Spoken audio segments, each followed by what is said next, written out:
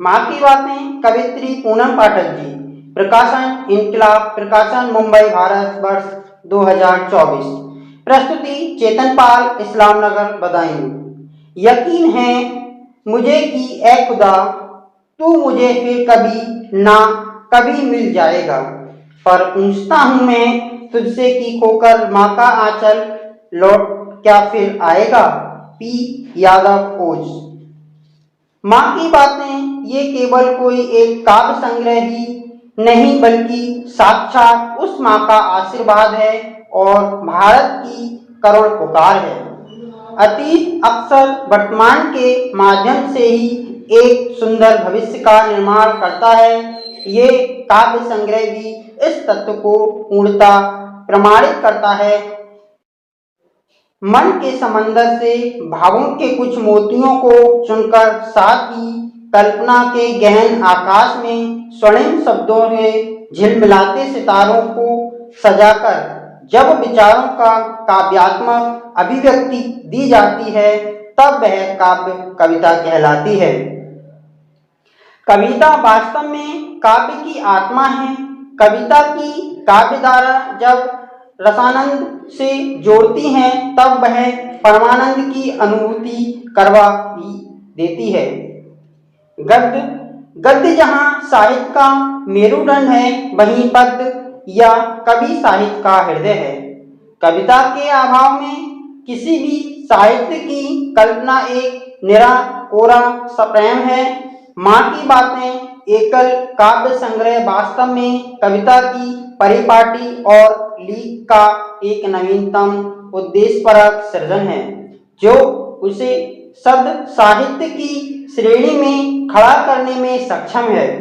इस एकल काव्य संग्रह की कवित्री पूनम पाठक जी, जिनकी लेखनी गद्य और पद्य दोनों में बस बोली है, ये पुस्तक इनकलाब प्रकाशन मुंबई के द्वारा प्रकाशित है, जो प्रकाशन के क्षेत्र में अग्रणी एवं सफल हैं। लेखिका ने अपने इस काव्य संग्रह को जन्मदात्री, जननी, पूजनीय, वंदनीय माता श्री एवं जगत पिता भगवान श्री विष्णु को समर्पित किया है। जहाँ साहित्य मनीषी श्री महेंद्र मानिक जी ने माँ की बातें काव्य को संवेदनाओं का सागर कहा है, वहीं साहित्य में समृद्ध ऋतु शर्मा जी ने इस जीवन का निचोड़ माना है। दूसरी ओर लेखन की धनी लेखिका प्रवेश शर्मा पाठक जी का मानना है कि काव्य संग्रह माँ की बातें वास्तव में पूनम पाठक जी का वह अनुपम सृजन है, जहाँ लेखक केवल लिखता ही नहीं बल्कि उसमें स्वयं का संपूर्ण जीवन जीता है। अनुक्रमणिका के आधार पर यह पुस्तक 114 जीवन उपयोगी रचनाओं से सुसज्जित है, जहां पुस्तक की पहली रचना ईश्वरीय वंदना है, वहीं काव्य संग्रह के अंतिम पृष्ठों बस यूं ही भाग 1 से 8 तक में जीवन के संपूर्ण भावों का सहज ही दर्शन होता है। पृष्ठ क्रमांक 13, रचना क्रमांक 1, वंदना। यहाँ कवित्री ने भारत माता की वंदना करते हुए स्वयं की इच्छा एवं अभिलाषा को व्यक्त किया है। इन पंक्तियों के माध्यम से रचयिता के निस्वार्थ देश प्रेम की भावना सर्वत्र झलकती है। जैसे चरणों में बैठ माँ वंदना करूं, चरणों में बैठ माँ वंदना करूं, तेरी कृपा हो और बंद कटे। भारत माँ में माँ जीवन जीऊं लेखनी, ये माँ देश प्रेम लिखे, माँ की बातें काव्य संग्रह को सार्थक करती। प्रश्न संख्या 14 की एक रचना क्यों याद आए देखें। गम तो सही पर रोती ना दिखी, गम तो सही पर रोती ना दिखी, उसकी ये अदा क्यों याद आई। लोरी गाकर सुलाया जागती रही, लोरी गाकर सुलाया जागती रही, वो मातृत्व क्यों याद आई। इस काव्य संग्रह के माध्यम से रचयिता ने जीवन के संपूर्ण भावों एवं सार्थक उद्देश्यों को प्रस्तुत करने की एक सफल चेष्टा की है। कवित्री ने वर्तमान की स्थितियों को भांपते हुए आज के लेखक एवं कलमकारों से आह्वान करते हुए जो लिखा है उसकी एक वानगी देखिए। रचना क्रमांक 9 पृष्ठ क्रमांक 20 से उद्धृत ये पंक्तियां कवित्री के मनोभाव को सफल रूप से अभिव्यक्त करते हैं। कलम तू ना नैनों का नीर लिख, हो सके तो हृदय का धीर लिख, कल्पना के पंख गीले हैं अभी, प्रेम लिखना नफरत की आग लिख। देश प्रेम की भावना से बढ़कर कोई भावना नहीं होती।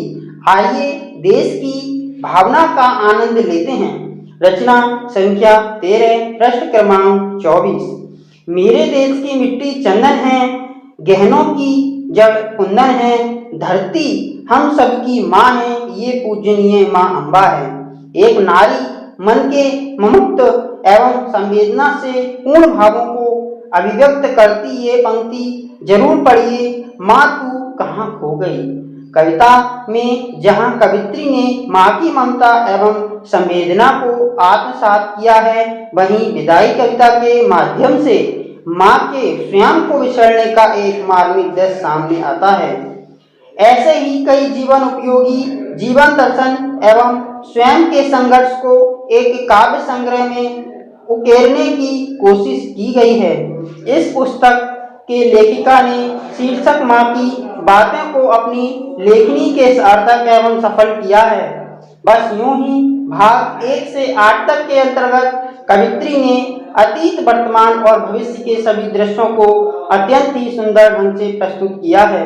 इस काव्य संग्रह की रचनाओं में कवित्री एवं स्वयं जीवन जीते हुए एहसासों को शब्दों एवं भावों के माध्यम से महसूस करवाती है। माँ की बातें काव्य संग्रह की रचनाओं की भाषा सरल, शिष्ट और बोधगम्य है, लेकिन लेखिका की लेखनी देश प्रेम, समतावाद, प्रकृति प्रेम और मानवतावादी से ओतप्रोत है। इस पुस्तक का रंग, अलंकार, साज सज्जा एवं बनावट मनमोहक एवं शीर्षक को सार्थक प्रदान करती है। गुणवत्ता के आधार पर भी ये पुस्तक खरी उतरी है। रचिता पूनम पाठक जी की ये पुस्तक माँ की बातें आने वाले समय में समाज को एक नई दिशा दिखाने एवं पाठकों के मन को आनंदित करने में सफल होगी, ऐसा मेरा मानना है। मैं पुनः इस पुस्तक की रचिता पूनम पाठक जी को इस पुस्तक की सफलता हेतु अनंत अनंत बधाइयाँ एवं अग्रिम शुभकामनाएं ज्ञापित करता हूँ। वरिष्ठ शिक्षक, साहित्यकार एवं समाज सेवी पी यादव, कोच, झारसुगुड़ा, उड़ीसा। धन्यवाद।